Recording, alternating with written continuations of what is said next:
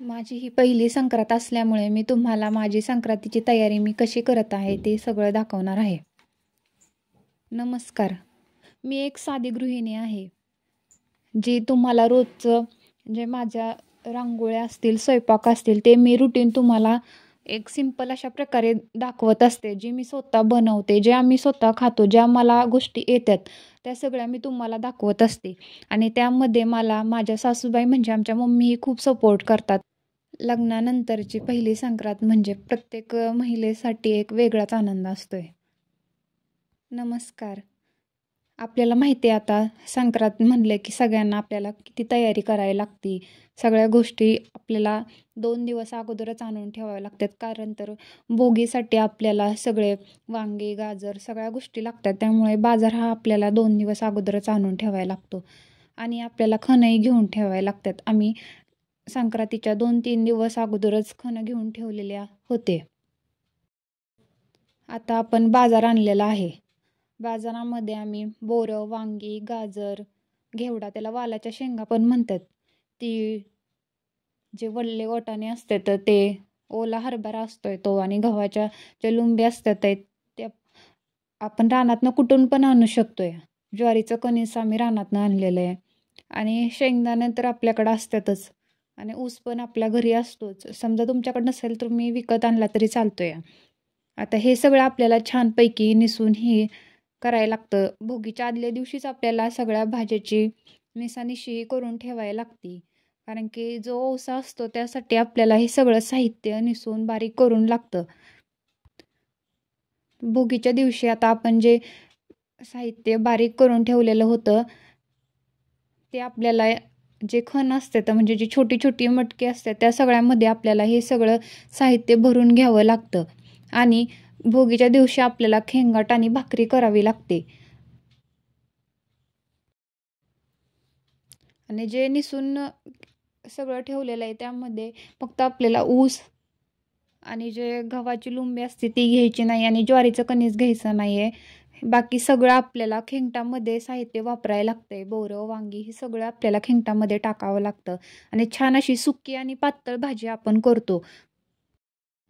आणि त्यासोबत तिळाच्या भाकरीचाही मान असतो भोगीच्या दिवशी. आता मी इथे देवपूजा सगळी करून घेतलेली आहे आणि जे आपले खण आहे ते मांडून घेतलेले आहेत. त्यामध्ये आपल्याला तीळ तांदूळ सगळ्यात सुरुवातीला वाहून घेतलेले आहेत. त्यानंतर आपल्याला त्यामध्ये सगळं जे आपण बारीक केलेलं साहित्य आहे ते सगळं त्यामध्ये टाकायचं आहे आणि हळदी कुंकू लावून घ्यायचं आहे खणांना सगळ्या. मी आणि मम्मीनं सगळ्या खणाला छानपैकी हळदी कुंकू लावून घेतलेलं आहे. त्यानंतर भोगीच्या दिवशी मी दारामध्ये खूप छान अशी सिंपल अशी रांगोळी काढलेली आहे.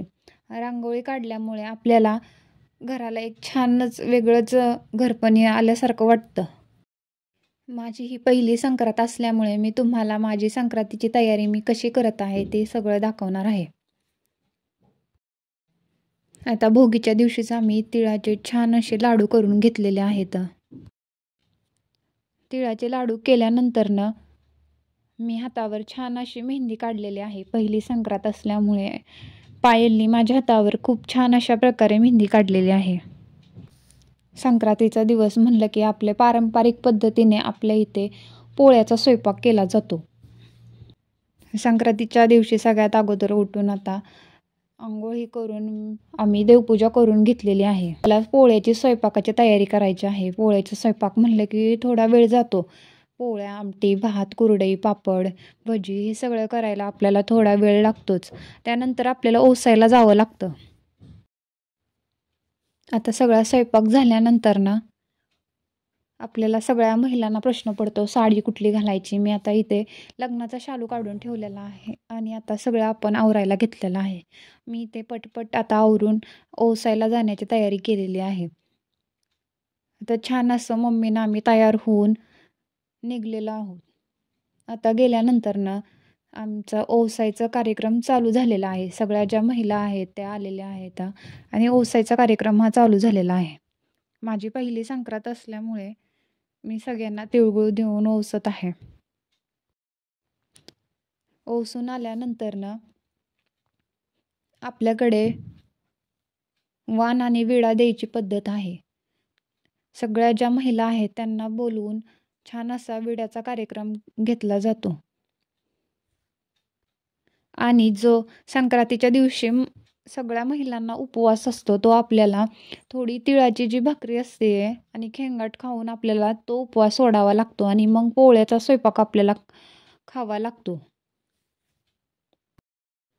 अशाच प्रकारे खूप सोप्या साध्या पद्धतीने आमचा संक्रांतीचा कार्यक्रम हा छान असा पार पडला. व्हिडिओ पूर्ण बघण्यासाठी थँक्यू.